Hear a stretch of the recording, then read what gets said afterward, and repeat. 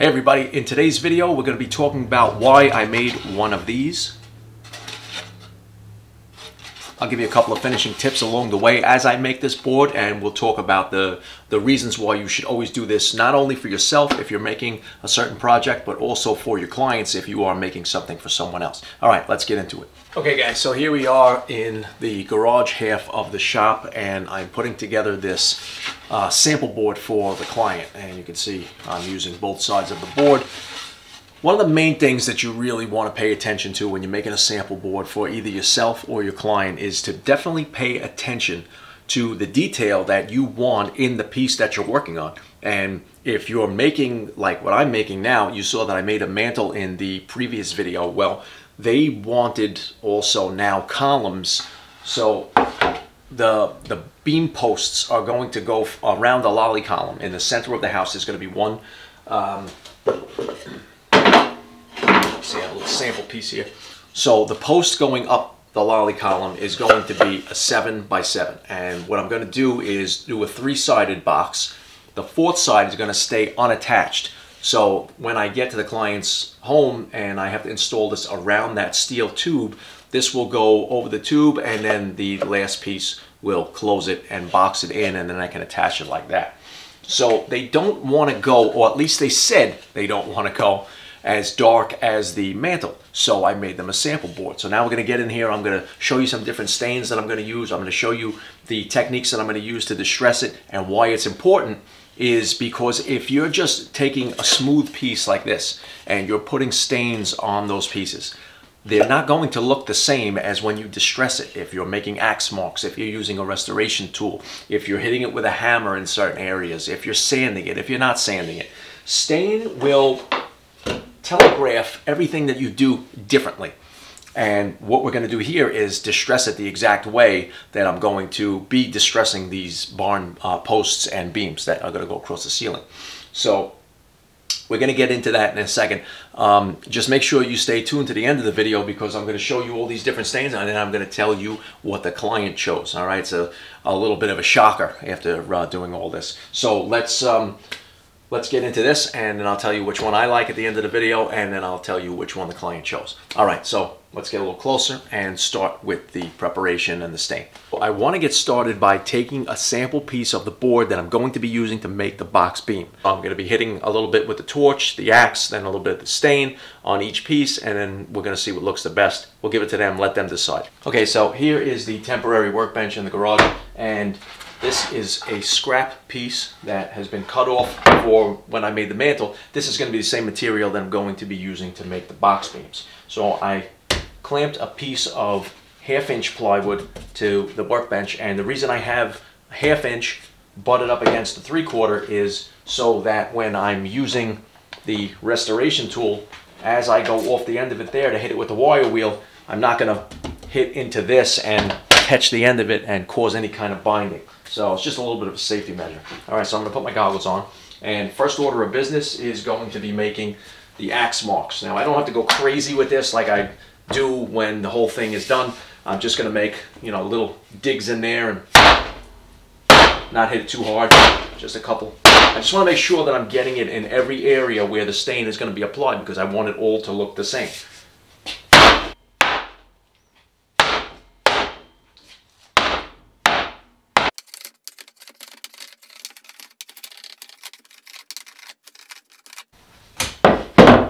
Okay, I don't have to go too crazy ripping these off, because the wire wheel is going to rip up the rest. You want to make sure that when you're using that wire wheel that you're going in the opposite direction as the stroke marks. So you want that wheel to be spinning and get caught inside there and rip off any excess piece that's sticking up.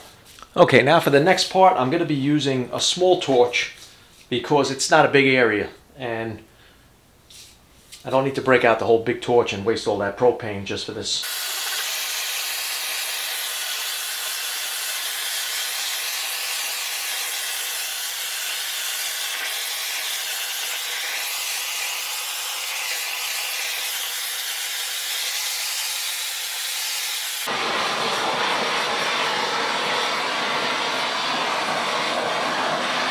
Now I'm going to be using a wire wheel, restoration tool. Put some headphones on.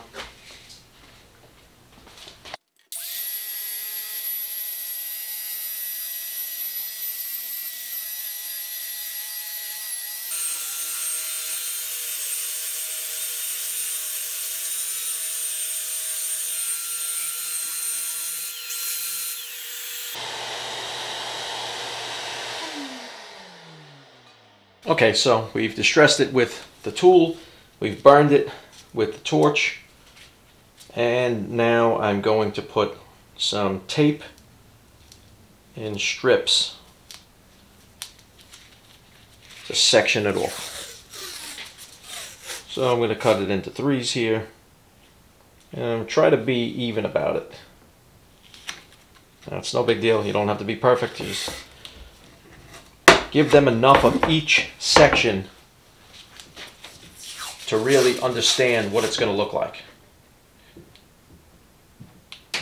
And it's alright if it bleeds through underneath, because this is just a sample board, you don't have to worry about it.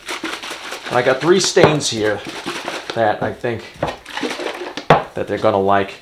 Early American, not sponsored by any of these brands here. These are just what I have on hand that I usually use a lot of. So Early American, Classic Gray, and Weathered Oak. Not sure how much the Weathered Oak is going to show on the pine, but we're going to give it a shot. Make sure when you're ready to apply the stain, you mix these up really well and then stir them after you shake them, because things will settle in the bottom. I don't know if you can really see that there on camera. I've had stains that I put on and forgot to stir them, but I shook the can and thought I was doing all right.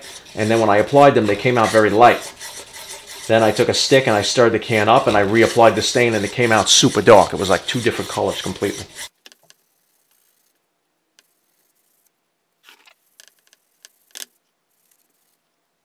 Sometimes if you go in a circular motion, it really gets it into those crevices where the axe marks are.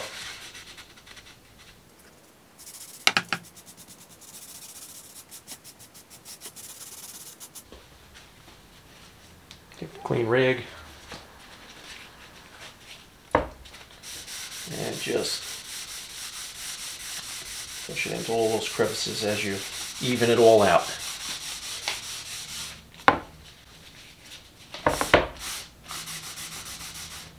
I happen to like this color a lot.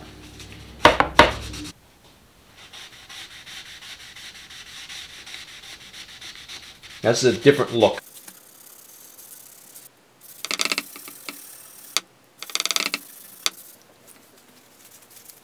And this one here, you don't have to do too much to level it out. It's kind of a light stain.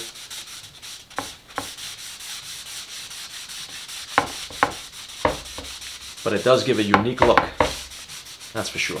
Because if you've ever seen any barnwood that's been sitting outside in the rain and snow and cold and then the extreme heat, they do tend to turn this color.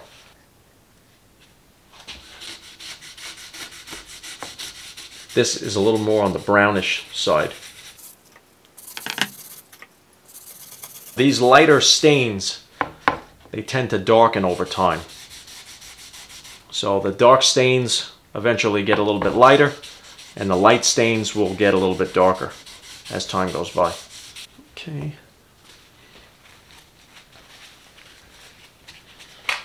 Last thing to do is work that in.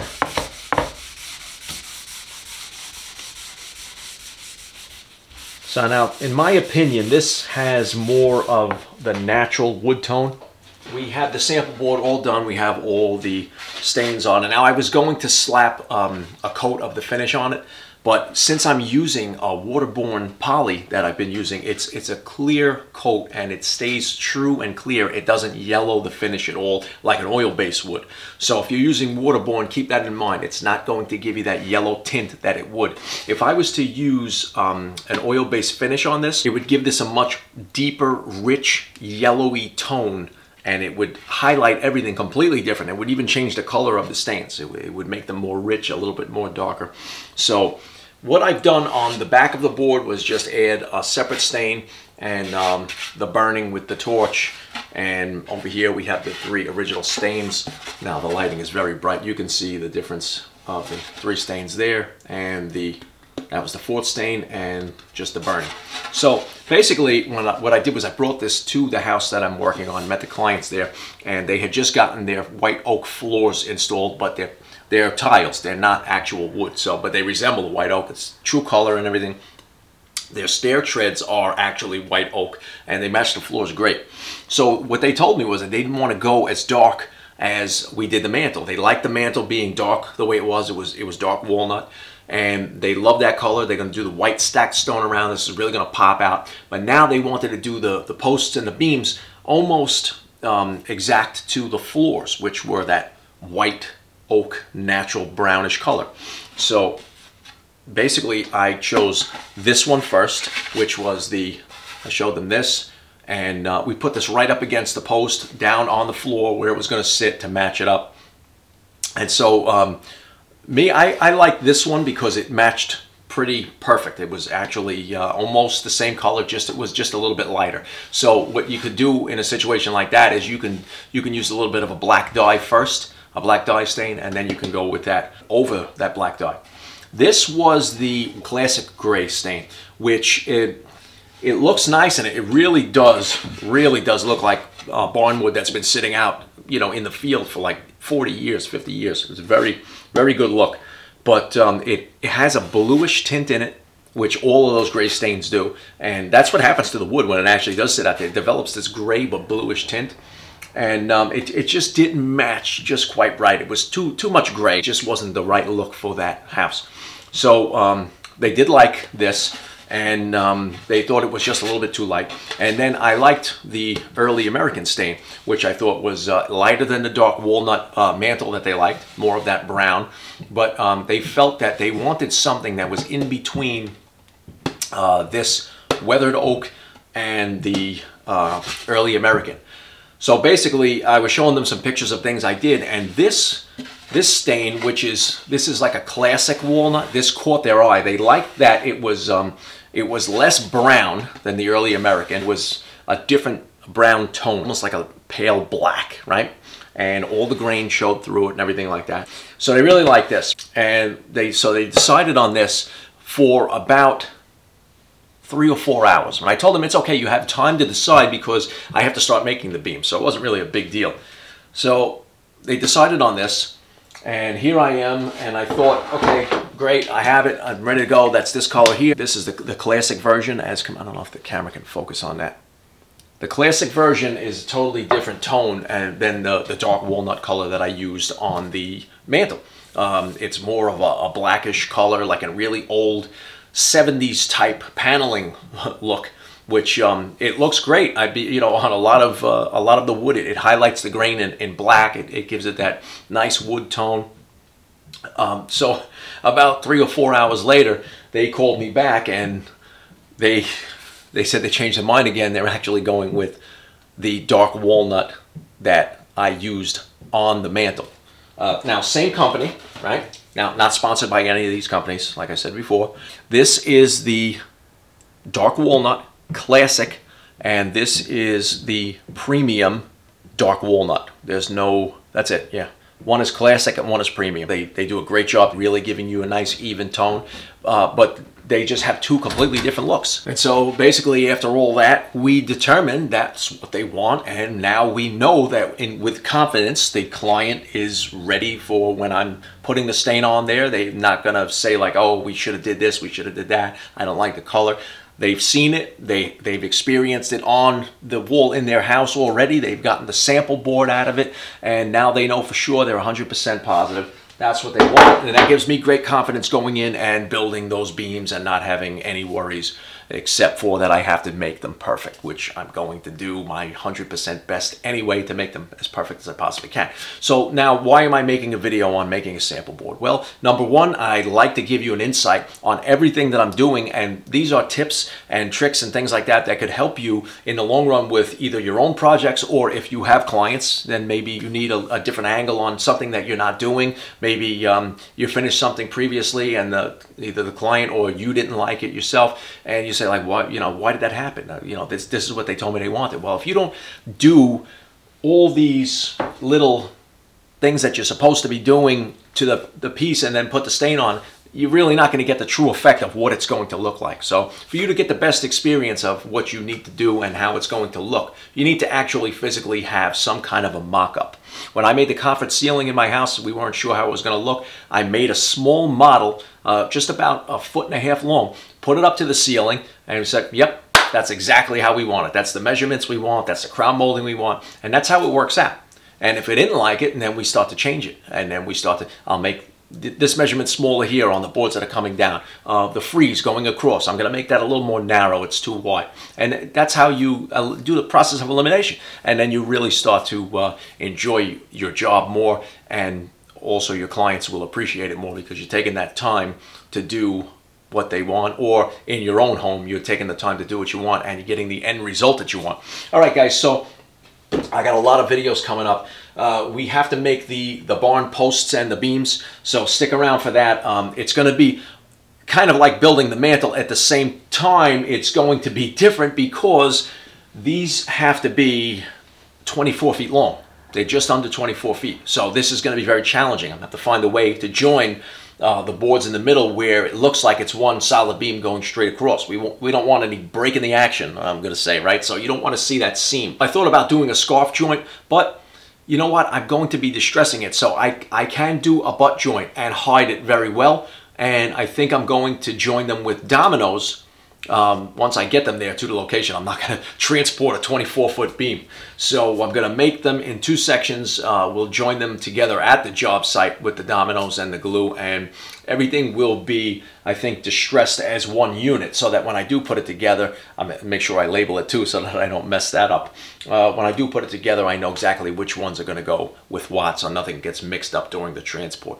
All right, guys, so I hope you guys enjoyed the video. I hope you like the new approach that I'm going to take, but by getting more videos out there, I'm going to add these insights, tips, tricks, things that I'm doing behind the scenes, techniques, new tools that I'm introducing into the job sites, trying as much as I possibly can to get you out to the job site. So make sure you hit that subscribe button. Make sure you hit the like button. That'll help circulate the video, bring more people to the channel, which makes it stronger, which makes it easier for me to make videos if there are enough people that are appreciating them, and keeps it going. With that being said, thank you for joining me in my shop. Make sure you hit that picture of the notification bell. That's going to notify you every time I upload a new video, and I'm going to try to do it on a weekly basis. All right, guys, so I'll see you next time. Make sure you stay tuned for this. It's going to be a lot of fun.